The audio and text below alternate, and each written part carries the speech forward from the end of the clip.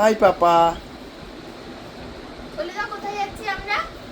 বলে সমুদ্রে। তো আমাদের আর কালকে গতকাল রাতে হঠাৎ করে প্ল্যান হয়েছে যে আমরা মানে কোথাও যাব বড় বলছে কোথাও একটা চলো কোথাও একটা চলো। তা এখন যেহেতু নিজেদের বাহন আছে ফন্টে, আমরা বাহনের নাম দিয়েছি ফন্টে। তো যার ফলে আমরা একটু সাহস করতে পেরেছি যে চলো যাওয়া যাক, মন্দারমণি যাই, মেয়েকে নিয়ে যাই, কারণ মেয়ে একটু বীচ ভালোবাসে।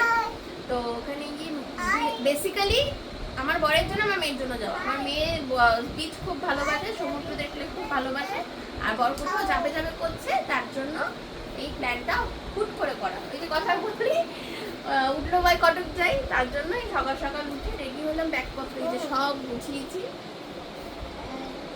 ঠিক আছে। তো এখন হচ্ছে মেয়েকে দুধ খাওয়াচ্ছি, সকালবেলায় দুধ খাইয়ে নিয়ে বেরোচ্ছি। আমরা একটু মোটামুটি চা জল খাওয়ার করেছি।